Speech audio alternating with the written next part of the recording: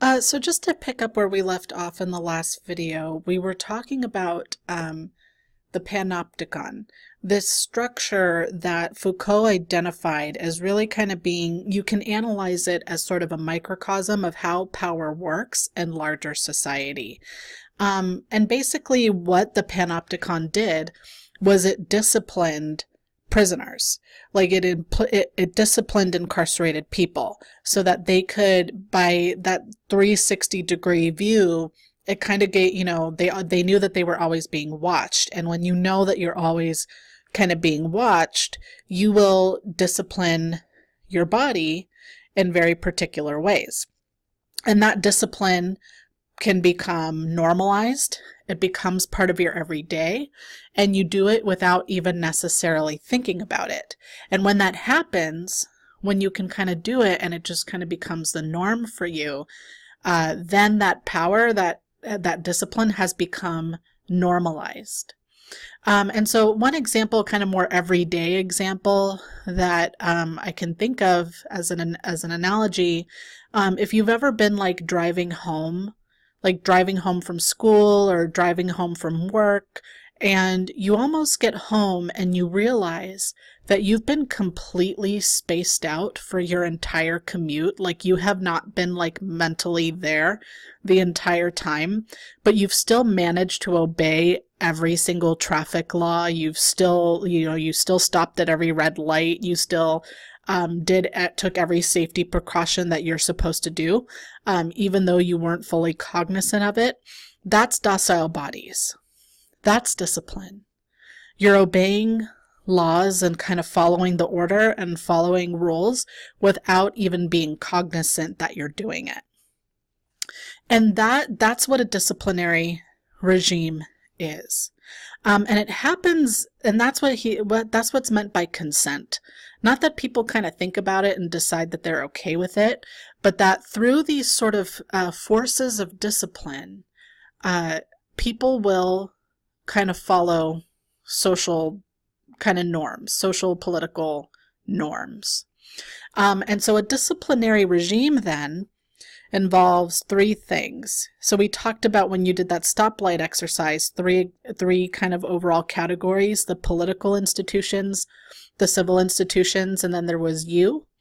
The political institutions fall under what's called the state, right? So that includes things like government, military, police, law enforcement, anything that's involved in kind of constructing and enforcing the legal rules of society.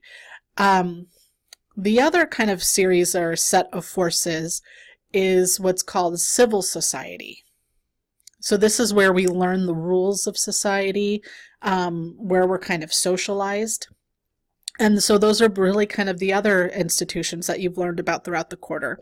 Our schools fall under civil society, our families, our workplaces, our cultural institutions such as museums and things like that all fall under civil society.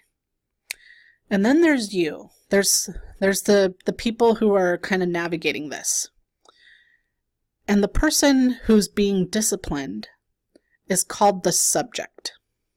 Right? So in that stoplight scenario, you were the subject. The subject has to be constructed in order to be disciplined. So the subject itself is also a discourse. That's something we're going to talk a little bit more about in class. That's a little complex to do in an online lecture. But basically how disciplinary regimes works is this. So you can think of, see that this purple circle on the slide, that kind of border where the circle ends. You can think of the purple circle as kind of like a box or a confined space that the subject is contained within. And you see that there's those arrows of the state and civil society. Those are kind of the forces that they bring down that kind of keep the subject in that contained space. So if you see the word the subject and like envision it as a person, like imagine it as a person, if the subject were to step out to the left, and that contained space is kind of the rules and things that they're supposed to follow, then the state would kind of come down on them and push them back into that purple circle. If they stepped out to the right, then it would be the forces of civil society that would push them back in to that circle. And that's how Foucault argued that that power works. That not just that the state and the civil society will do that, but just the knowledge that they can is often enough to keep the subject within that purple circle, within that contained space. And one thing that's important to keep in mind, like when you're trying to apply this to like certain situations, is you want to avoid what's called reifying the state and civil society. And what that means to reify something is to treat like a non-human thing as if it were a person. So we would talk about the state as if it was a person, or we would talk about civil society as if it was a person.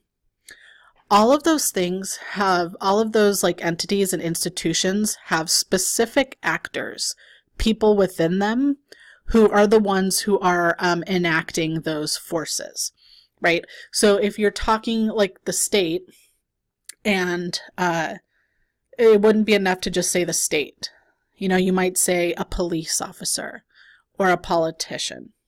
And if we're talking civil society, it wouldn't just be enough to say civil society. You would have to say like, if it were family and kinship, it might be your parents, or it might be social net, like your peer networks, or it might be your pastor. If we're talking like cultural institutions, right? So when you're trying to apply this model, be thinking about specific people. So just like a couple examples, right? So an example of the state might be a police officer, right? So you can think about any time that you've been pulled over or you've seen someone get pulled over, and that whole process, right? We have all types of things that we're supposed to do when we get pulled over. We're supposed to roll down the window. Maybe you turn down the stereo, especially for a lot of us who have a real fear of being harmed by the police, because we often are harmed by the police. You might want to make sure that your hands are visible so that they can't accuse you of trying to like obtain a weapon, right? We do all types of things to kind of control our bodies in those moments. And that police officer, say you were speeding or your tabs expired or something, right? There's some rule that they're coming in and kind of forcing you back into that purple circle.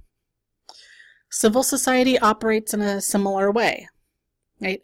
It might be something like the way you dress, or bullying would be an example of a civil society kind of force, right? Churches enact this a lot. They have, you might see all kinds of little, even if it's not official rules, like practices regarding anyone who's an other, right? So discourses around sexuality, for example, or discourses around race. And then there's the subject, right? The person who's the one kind of, who's kind of having to navigate this and make decisions within this, and often making decisions that are trying to either survive or avoid the forces that can come down on them. So one example that we've talked about before in class, and that like the film that you saw, The Illusionists, went into, was like the removal of body hair on women. That even though we have this, we have a biological need for body hair, we have like an entire industry, which would fall under civil society, for example, kind of convincing us to remove it, even though it serves a very particular purpose. And that's what disciplinary regimes is getting us to think about. The various ways in which the actors of the state and the actors of civil society construct us as subjects, construct our positionalities, right? So construct our race, our gender, our class, our sexuality, produce particular meanings about us as subjects, and then produce certain forces that kind of keep us within certain confines.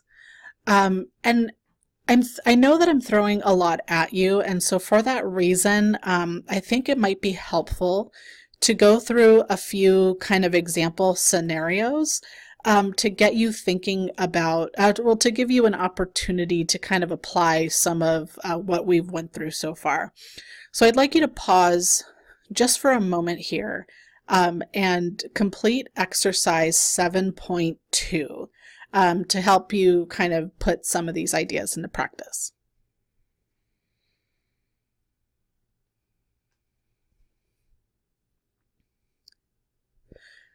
So now that you've taken a moment to think those through and to think through kind of what disciplinary regimes sort of looks like, there's just one more thing that I want to say about disciplinary regimes. And it's important to kind of think about as we're moving into week 8, which we're really going to be getting into the state and working on our integrated assignment. And as we're kind of ending this unit and moving into social justice and social movements, a not uncommon feeling that students often have when they go through this lecture is this feeling like we have no agency, right? Like there's nothing to do about anything. We're all under control by somebody else. But that's not true. The subject, even though those forces trying to keep the subject within that purple circle there can be pretty significant, that's not to say that there's nothing that can be done, especially when everyone who falls under the subject and their allies come together. And in fact, as we're going to begin exploring, time and time again, the subject pushes back. So what we're going to be exploring next week is, one, how the state and civil society really kind of work in tandem in the lives of the subject, but also how the subject has been able to, in particular, collectively mobilize and organize to change their conditions. So that completes the lecture. Thank you. And as always, please let me know if you have any questions about the content.